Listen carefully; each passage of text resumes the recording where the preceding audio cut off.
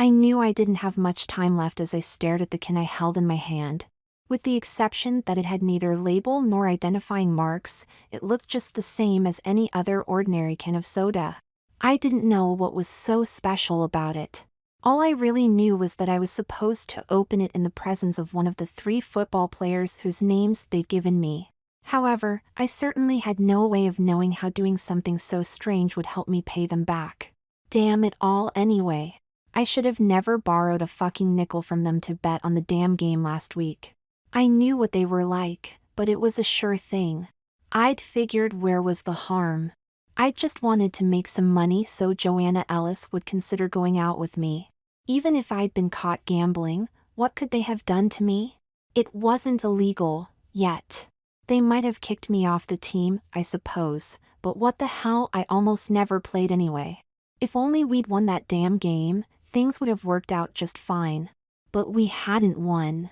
Andy Wilding, our All-State quarterback and a potential first-round pick in the upcoming professional draft, had been sacked in the closing seconds of the game and fumbled the ball after an impressive drive down the field. If only our offensive tackle, another potential first-round pick, Matt Jackson, hadn't tripped over whatever it was he'd tripped over, they would have never touched Andy. That would have given Tomas Cabrillo at least a chance to kick the game-winning field goal. But what had happened, there wasn't a damn thing I could do about it, and we'd lost the game by a lousy damn point. After the game, they'd wanted their money from me. I certainly didn't have it. I was also convinced they knew that before they'd even asked me for it. And then they'd so generously given me that chance to clear the slate. All I had to do was pop open the top of the soda pop can in the presence of any one of the 3 football players, Andy Wilding, Matt Jackson, or Tomas Cabrillo, whose names they'd given me. I didn't know why they wanted them. I didn't ask. If I could do that little task for them before the next game, then I wouldn't owe them a damn penny. What they wanted from me didn't make much sense. When I finally decided to ask a few questions, they wouldn't answer any of them. Something else troubled me about them. How would they ever know if I successfully did what they'd asked me to do? I really kind of doubted they would simply take my word for it. However, even though they kept refusing to answer any of my questions on the matter, I had this really strange feeling they'd know without waiting for me to tell them anything. That also brought me to my next problem. The next game was tonight. Unfortunately for me, I still had this unopened can in my possession. I hadn't managed to be alone with any of the 3. But then, why should I? They were first stringers. I was just a bench warmer. We simply didn't walk in the same circles. It was too bad they hadn't wanted someone like my fellow benchwarmers Rich Franklin and Dave Ellis.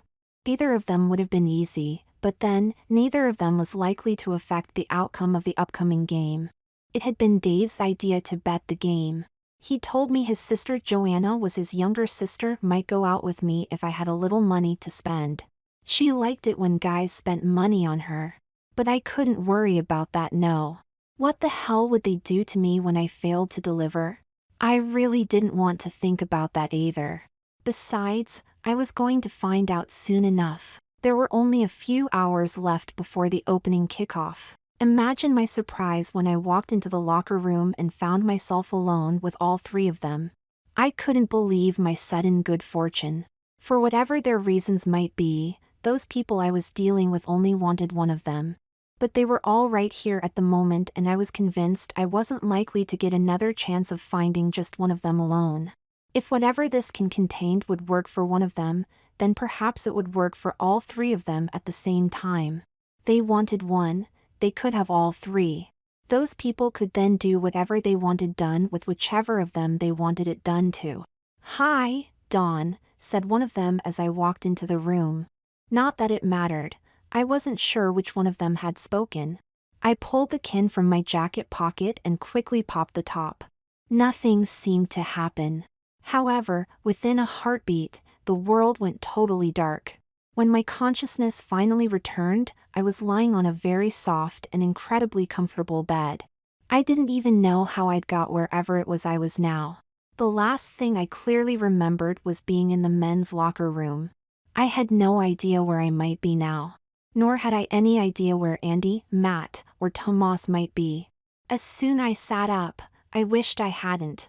Something was wrong. I felt very peculiar. Those legs I saw draping over the sides of the bed I was on couldn't possibly be mine. They were bared below the short skirt I found myself wearing. Why was I wearing this skirt? In addition, those long legs were totally hairless and far too smooth and slender. At the same time, this mass of hair impossibly flowed over my shoulders and down my back. I also had this really odd sense of weight on my chest. Standing up didn't help the least little bit. That odd sense of strangeness I'd been feeling ever since I'd first awakened kept right on increasing. I even had trouble walking, my knees simply felt weak and wobbly. My body no longer seemed capable of moving like it always had before. How could I possibly have forgotten how to walk? And yet somehow, I still managed to make my way over to the dresser without falling down. Holy fucking shit! I exclaimed in a voice that was definitely too high-pitched to be mine. And if my voice wasn't enough of a surprise, the image currently being reflected back at me from the mirror's surface wasn't mine either. But how? That was just a reflection from some mirror. And yet, how could that image I saw possibly be me? That was some girl reflected back at me from the mirror. I wasn't a girl. She was a real looker. I would have never kicked her out of my bed, but she looked nothing like me. It had to be some kind of trick that someone was playing on me for some unknown reason. And yet, as I slowly ran my hand through my newly lengthened locks, that girl in the mirror was also running her hand through her silky brunette hair. I was also wearing a skirt that looked exactly like the one she was wearing. The girl's erect nipples, they pushed out the taut white material of the top she was wearing, were clearly visible. Even as I moved about, I could feel my own nipples rubbing against the material of the top I was wearing. It made me tingle all over. At the same time, simply touching them made me shiver. It just felt so good. How could something like this have happened to me? I was convinced that someone here, wherever here really was, must know how and why I'd been transformed into this girl. I just had to find that someone. I only wished I knew where I could start looking. I had to leave this room. As I headed for the door, I began growing increasingly nervous once I realized the motions of my body felt more and more natural with each new step I took. It was almost as if my mind were somehow automatically adjusting and compensating for my new body and inexplicable female state. After opening the door just far enough, I poked my head out for a quick look around. The door was one of many along a long hallway. All of the other doors were closed. Although I knew it wasn't, it reminded me of the hallway outside my own dorm room. At the same time, I knew my answers weren't going to be found in this room I was in. They were somewhere outside.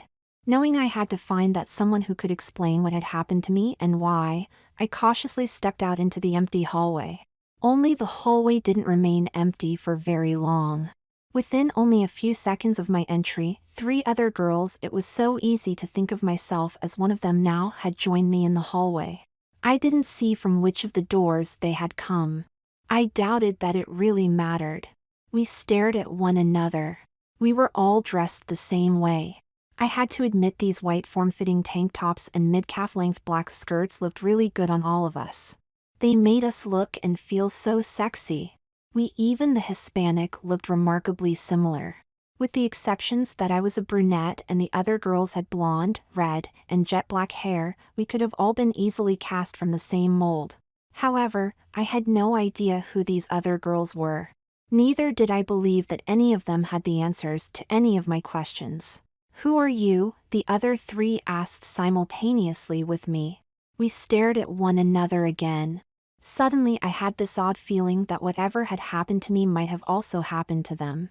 And if that notion were impossibly true, I had a good idea who they must be. "I'm Dawn Kendall," I told them. I'd been right. I could see the looks of surprise filling their eyes. I'll be damned. At least I'm not alone in whatever the hell is going on around here, sighed the redhead. I doubt the others will believe me though. "I'm Andy Wilding." "I don't believe any of this stupid damn shit," said the dark-haired Hispanic girl. "How could something like this have happened to any of us?"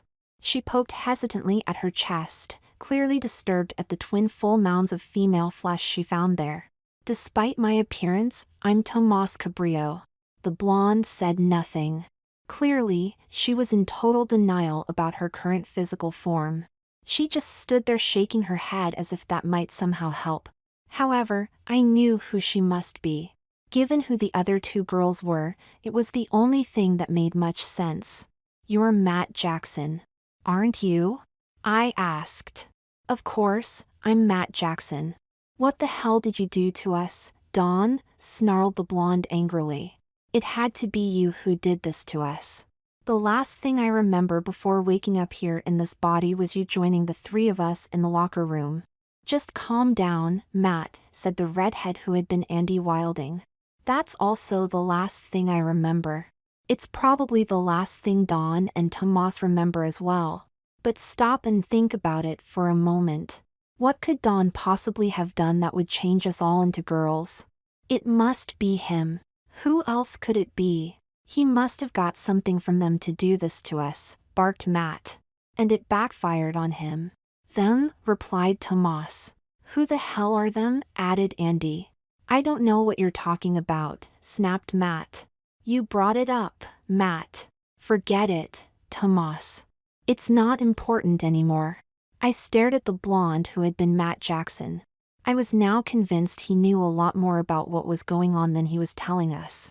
I don't know why, but I also suddenly knew that he'd somehow thrown the game that had wound up putting me in their debt.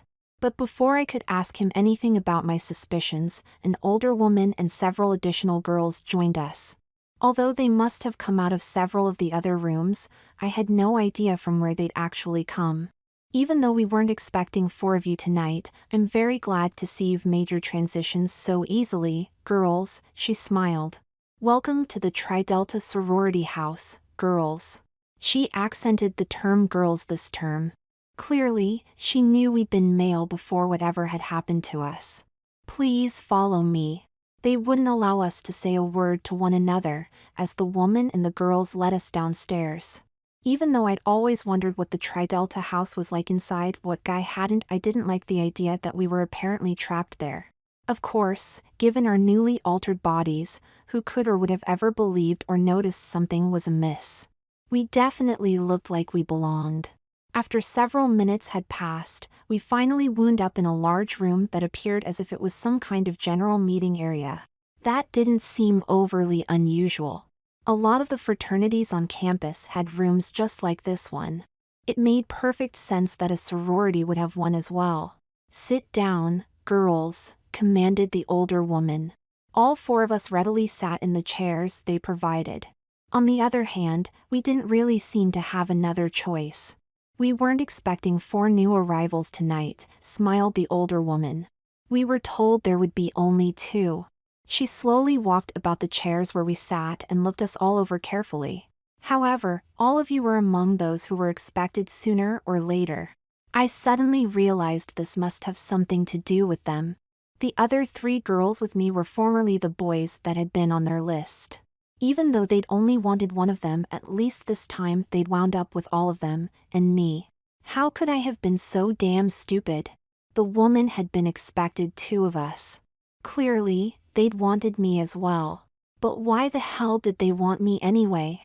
I quickly realized this was all a part of their plan from the very start. I tried to stand up, the others did too. I couldn't stand. Neither could they. I tried to speak, I didn't know if the others tried. I couldn't speak. The others said nothing. "For the moment, none of you may move unless I allow it," explained the older woman. "Nor may any of you girls speak unless spoken to first." She stopped before the redhead that still answered to the name Andy Wilding. "You may stand now, girl." Looking frightened, Andy hesitantly rose to his feet. I tried again, just as Tomas and Matt did, to do the same. Not one of us could stand. We were still trapped.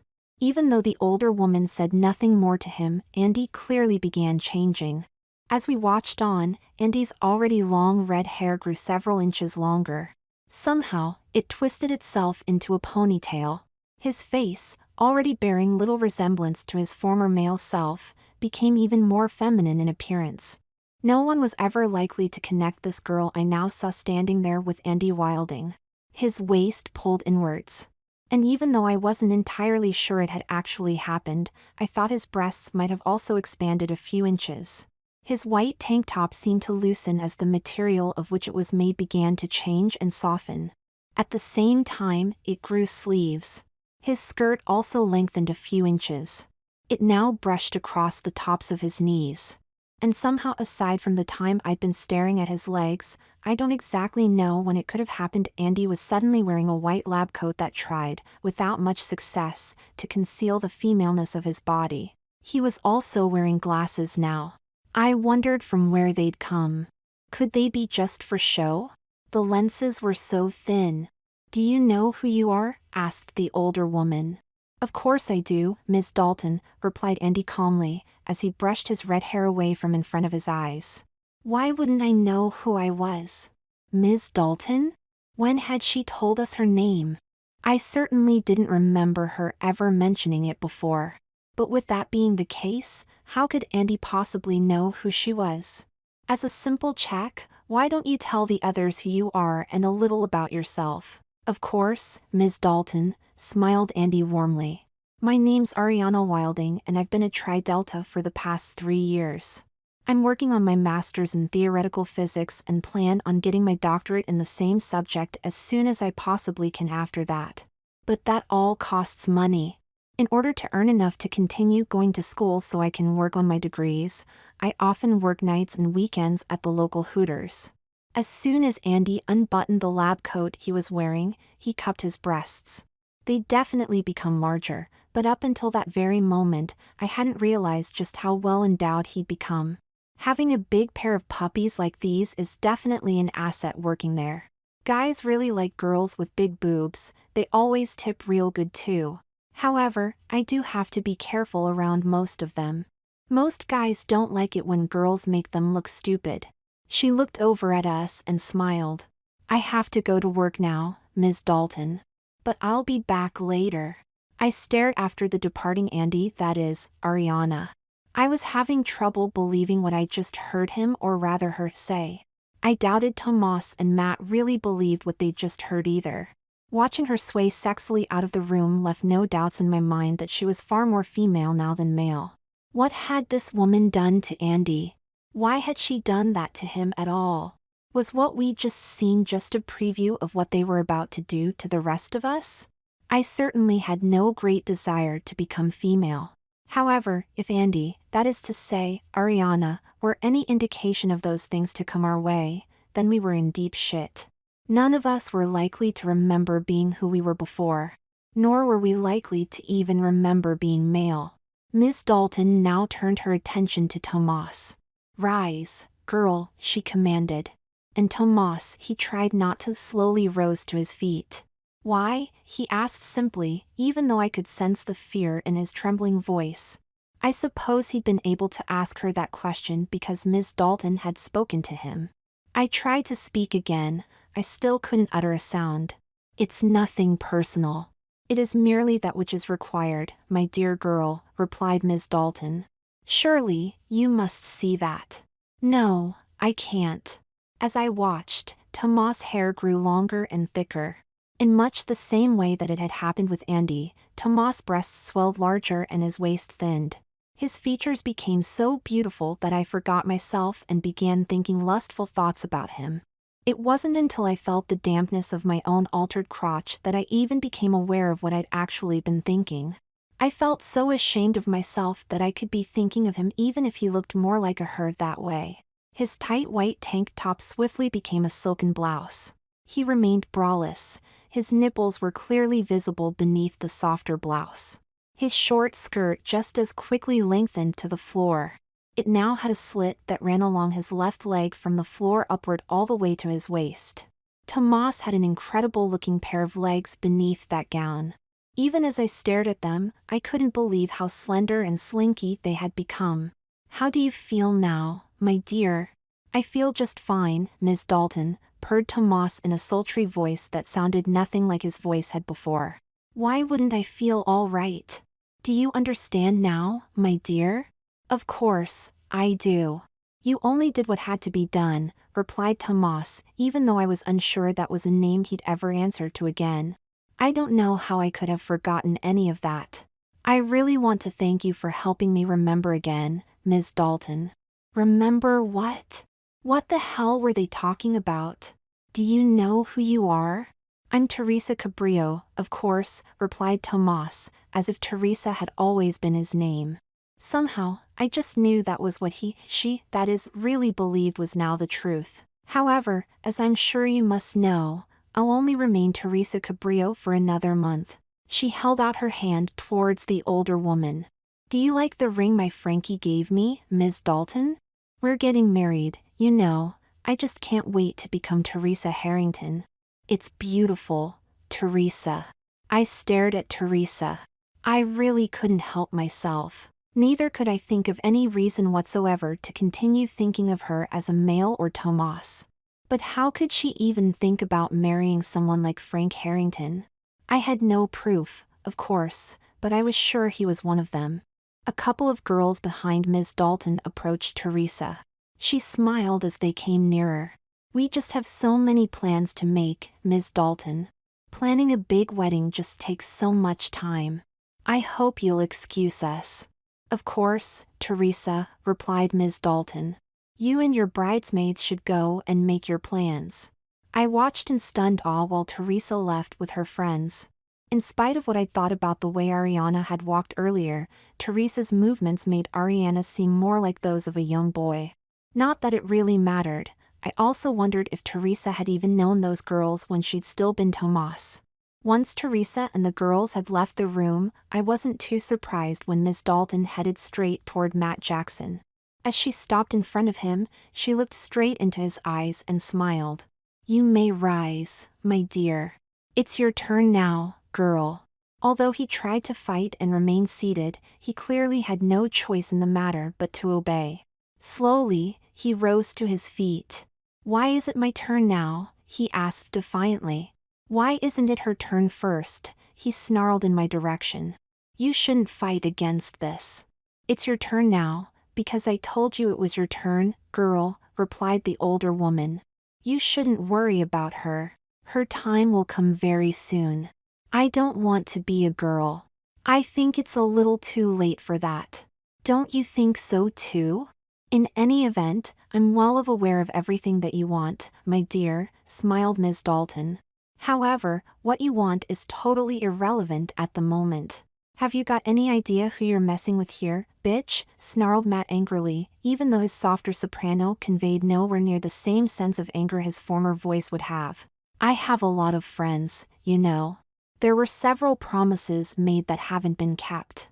I know exactly who you were, young lady.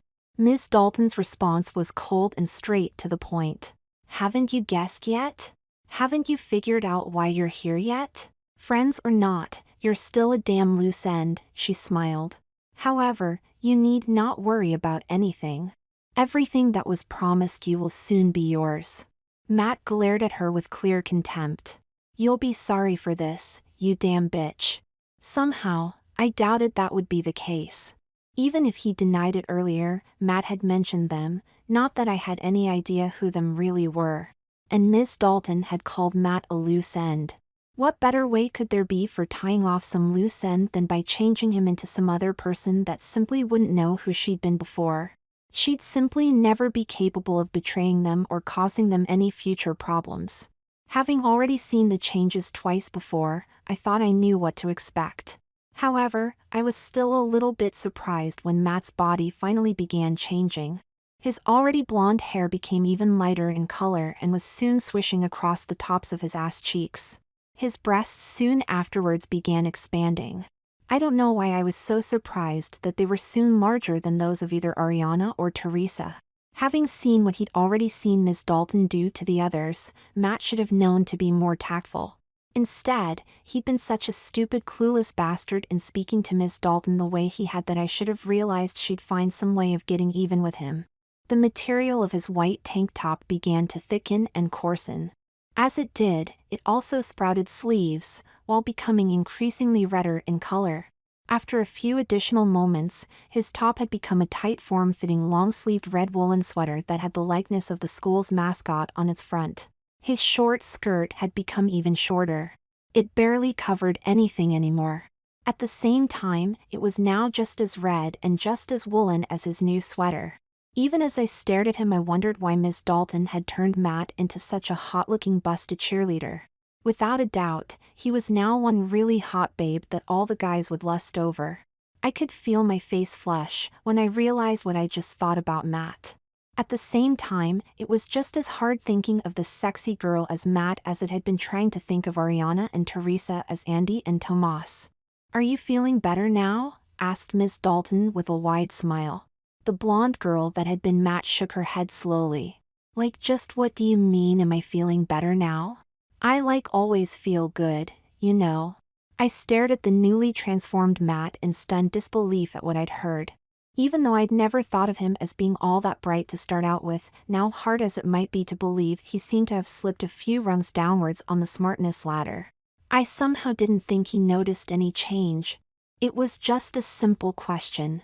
"And I gave you just a simple answer, you know," replied Matt. He casually brushed his blonde hair away from his eyes.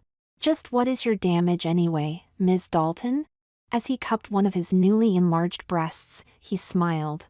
Why would you ever think something was even wrong with me?" he asked, as if everything was just as it had always been. "Just listen to yourself for a while," I thought. "Do you know who you are?" Duh." Of course I do," replied Matt. Why wouldn't I, you know?" With another casual sweep of his hand, he once again brushed his longer and lighter blonde hair away from the front of his face. "I'm like Muffy, you know. Muffy Jackson," he smiled. "I'm like a cheerleader, you know." Muffy? That certainly explained a lot of things. I hadn't met many girls named Muffy in my life, but those I had were just about as flighty, not to mention as vacuous, as Matt, I suppose I really should start calling him Muffy, had become. "Do you have a boyfriend?" Duh," replied Muffy again with a widening smile. "Weren't you listening to me at all? I'm like a cheerleader, you know." She announced that fact as if being a cheerleader explained everything. "I have to have a boyfriend, you know. The hunkier he is, the better it is, you know. That's all a part of the cheerleader code." The cheerleader code? What the hell was Muffy babbling on about now? I'd never heard of any dumb cheerleader code before now. Of course, there was really no reason I should have ever heard of any such code. I wasn't a cheerleader, at least, not yet. I wasn't, but then Muffy had only just become one herself. "My hot studly boyfriend is such a major hunk, you know," beamed Muffy proudly. "Maybe you've heard of him, you should have, you know. He's Richie Franklin, our hot hunky starting quarterback, you know." That sounded really strange. Something just seemed wrong about Rich Franklin being the football team's starting quarterback. He wasn't really that bad of a player, but somehow he just didn't seem starting quarterback material. Neither could I picture Rich as any kind of a hunk. For some odd reason, I kept thinking that Rich and I had spent far more time warming the bench at games than anything else this past season. Why would I think something like that? How could Rich be both a bench warmer and a starter at the same time? How could Muffy ever think he was a hunk when I knew better? I actually sort of remembered everything being both ways. Rich was a bench warmer and a starter. He was a hunk and he wasn't. It was so confusing. My memories just didn't make that much sense anymore. Even though it took me several additional minutes, I finally figured out what must have gone wrong, although I didn't think wrong was exactly the right word to describe it. As strange as it all seemed to me, Rich hadn't always been the team's starting quarterback this season. That change must have taken place once Andy became Ariana. That certainly made a lot of sense. The team needed a quarterback. Even though I still wasn't entirely sure it was true, I was still fairly certain Andy had been the starter up until he'd become her. After all, Ariana was a girl, and a girl, especially one like her, couldn't possibly be a varsity football player. I wondered why I hadn't figured it all out sooner. "I have to go to practice now, you know," bubbled Muffy. Two girls, equally busty and equally blonde, dressed just like her, were suddenly standing at her side. "Taffy. Bunny. It's so good to see you guys, you know." Had I been able, I think I would have gagged. Muffy, Taffy, and Bunny were the perfect stereotypical busty blonde bimbo babes. All I could do was watch and listen as the girls, including Muffy, giggled as they headed for the door. Now there was only me left. I wondered what this strange woman had in store for me as I watched her approach. Whatever she had planned on doing to me, I doubted I'd like it. At least, I wouldn't until after she finished altering my mind so I would accept it as my reality. You may stand now. I didn't want to stand, but I had no choice. I glared at her as I slowly rose to my feet. Why are you doing this to us? I asked curiously. Strangely, Ms. Dalton seemed to be expecting that question. I do only what must be done, just as you know I must, she answered calmly. I know nothing of the sort. I'm not surprised by that at all, replied the older woman. But once your memories have finally been restored, just like those of the other girls, you'll remember. I had no idea what she was talking about. I wasn't all that sure I wanted to know. What could I possibly remember that I didn't even know now? What are you talking about? I asked, my curiosity getting the better of me. You'll see soon enough, smiled Ms. Dalton. Suddenly, I began feeling strange. Just like the others before me, my body was beginning to undergo its own transformation.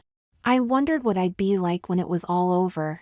I soon felt my hair draping across my shoulders and down my back. Was I still a brunette? Or had my hair changed color? I didn't want to be a blonde if it meant being like Muffy. Suddenly, I felt something grab me around the waist.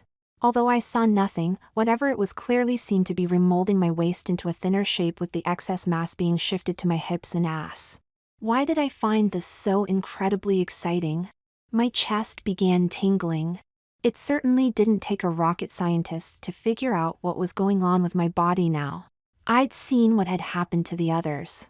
By the time the tingling ceased, even though I still felt perfectly normal, I wondered just how much bigger my boobs had grown. What was it with this crazed Ms. Dalton anyway?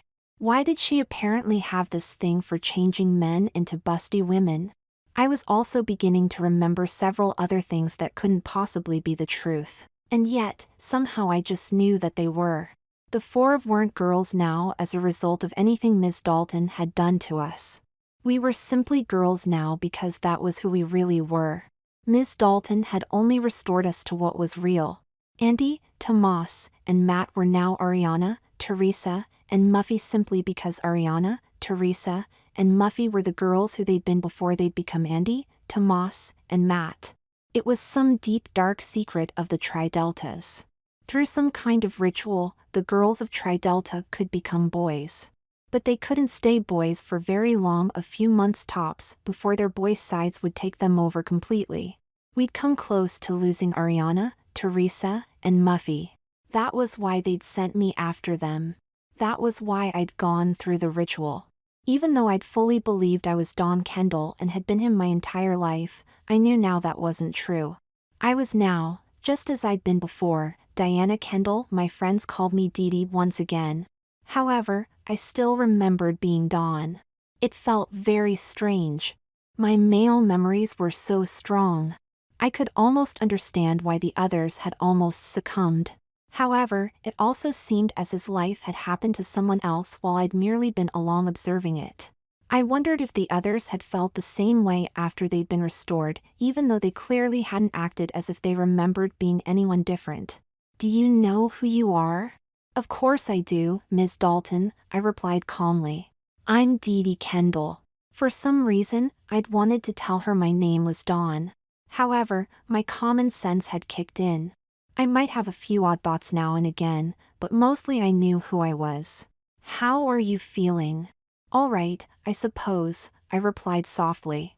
I don't know why, but I'm feeling a little confused about things. That was certainly no lie. But why was I thinking there was something somehow wrong about any of this? Perhaps it would help if talk about this, Diana, smiled Ms. Dalton. For some reason only she knew, she always insisted on calling us by our real names. What do you remember? I remember Ariana, Teresa, and Muffy being boys before they became themselves again. How is that possible? I stared at Ms. Dalton. But I also remember those boys Andy, Tomas, and Matt had been those same girls even before they'd become boys. How could that be? But I knew it was the ritual, even as I wondered what the ritual might be. It's the way things are, Diana. Ms. Dalton gave me an odd smile. Do you also remember being a boy before? Yes, I answered. Like the other girls, I was also a girl before I was a boy. I don't understand how that can be possible. Why don't the others remember being boys? You're different than the other girls, Diana. That's why you still remember what they don't, replied Ms. Dalton. They tried to circumvent the house rules, so we sent you to retrieve them. They remained boys for a longer period of time than is considered safe and were nearly lost to us forever. I shook my head. I sort of remember, but I still don't understand. You need some rest and relaxation, smiled Ms. Dalton. We'll speak again later. If you think that's best, I replied. However, for some reason I couldn't even begin to guess. I wasn't entirely certain I trusted her and what she just told me. Even though it fit with what my memory told me was true, something just seemed wrong. At the same time, I knew that everything was all right and that I should be able to trust her. Perhaps she was right. Perhaps a little rest might be just what I needed before I confronted Ms. Dalton again. She had answers I wanted. I just knew it. Well, there you are. I was beginning to worry whether or not you'd make it back before the game tonight, Dee, said a familiar-sounding female voice from behind Ms. Dalton. Joanna? I asked, not knowing what was going on. I didn't know Joanna Ellis was a Tri-Delta. That didn't seem right, but who else did I know that called me just Dee?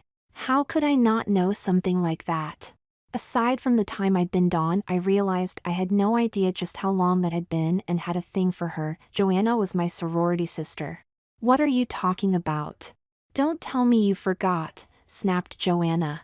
Surely, you must remember that you and I are doubling tonight, girl.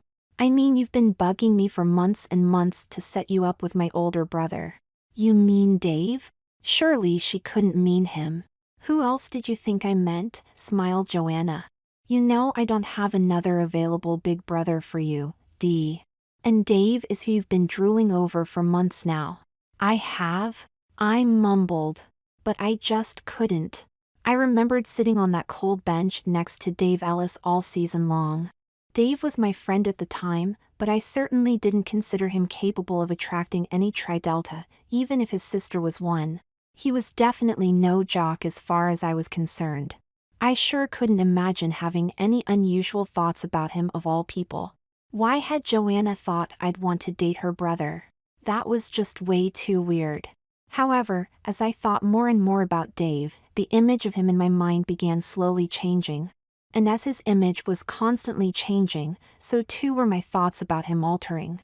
Although I would have never in my life confused the Dave I'd once known with a studly hunk of manhood, this new Dave I was now seeing in my head definitely fit that bill to a T.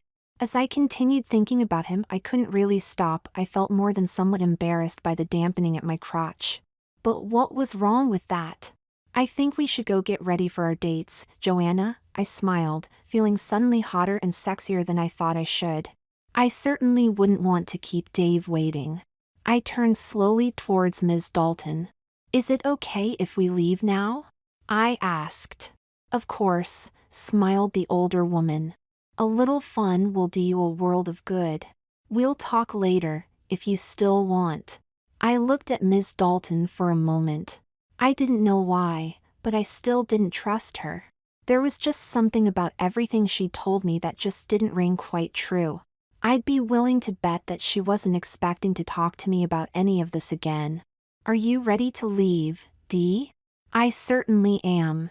As Joanna and I headed for my room, I truly doubted Ms. Dalton was aware that I noticed that smirk spreading across her face.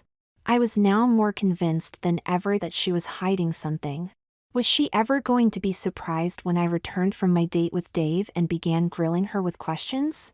I would have started grilling her right then and there, but I had Dave to factor into all of this first. After all the trouble Joanna had gone through to set this up for me, I sure wouldn't want to stand him up now. If I did, then he might never speak to me again. I'd been a boy myself, I knew how they were. Besides, I'd been looking forward to this date with Dave for so long that I simply wasn't going to let anything or anyone get in my way. Miss Dalton could just wait, she certainly wasn't going anywhere. And sure, she won't mind putting off our little talk for the next several hours. After all, I had a date.